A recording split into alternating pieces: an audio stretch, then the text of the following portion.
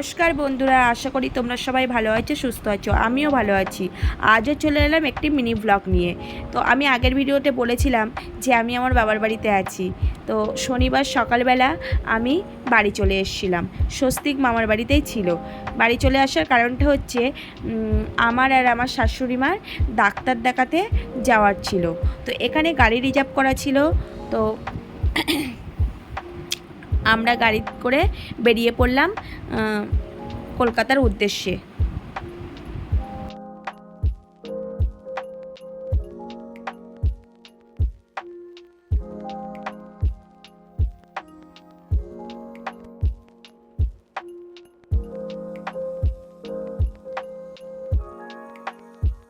গাড়িতে যেতে যেতে গাড়ির মধ্যে বসে এই যে চারিদিকে এই বড় বড় বিল্ডিং, চারিদিকে গাড়ি, এগুলো দেখতে আমার খুব ভালো লাগে। ছোটোবেলায় তো আরও ভালো লাগতো, এখনও ভালো লাগে।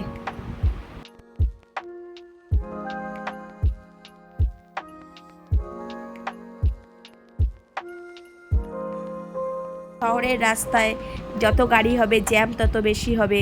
তো কিছুক্ষণ দাঁড়িয়ে থাকলাম জ্যামে, কিছুই করার নেই। তারপরে আবার বেরিয়ে পড়লাম।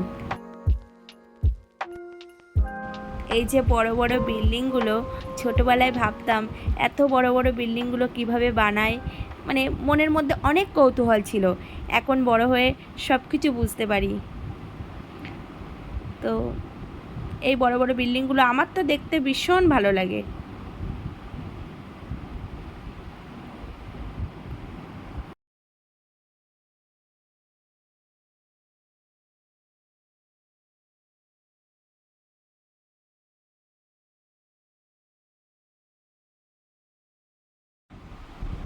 তারপরে আবার কিছুক্ষণ জ্যামে দাঁড়িয়েছিলাম।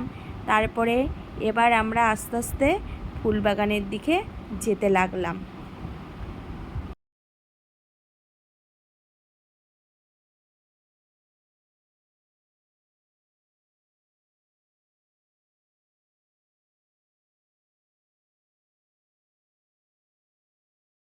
এই যে ফুলবাগান লেখা আছে, এটা হচ্ছে ফুলবাগানের মেট্রো রেলের রাস্তা। অবশ্য আমি কখনো যাইনি।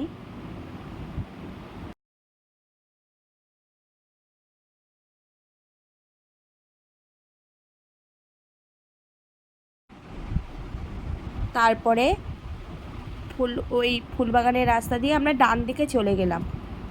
গিয়ে গাড়িটা পার্কিং করতে হবে।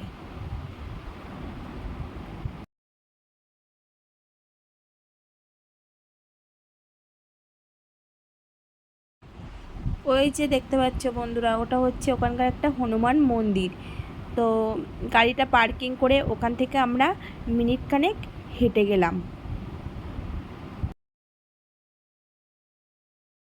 তারপরে ওখানে ডক্টরখানায় নামটা এন্ট্রি করিয়ে আমার ভীষণ খিদে পেয়েছিল।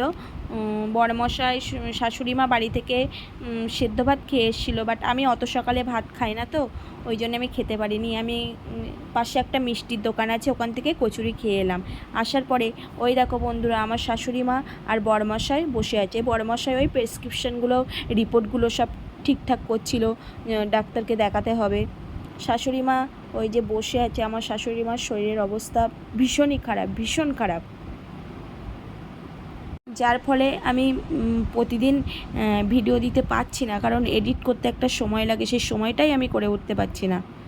তারপরে ওখান থেকে ডক্টর দেখিয়ে আবার বেরিয়ে পড়লাম বাড়ির দিকে। আর বড়মশাই ক্যামেরার সামনে আসতে চায় না, একটু লজ্জা পাচ্ছিল। আমি বলছিলাম একটু মুখটা নাড়াম, একটু হাসো, এইসব করছিলাম আর একটু দুজনে গল্প করছিলাম।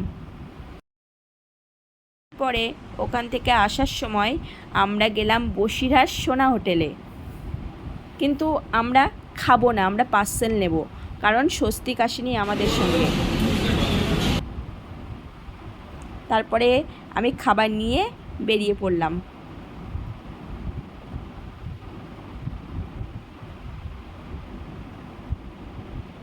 আবার গাড়িতে উঠে গেলাম। তারপরে বাড়ি চলে গেলাম। আজকের ভিডিওটা এই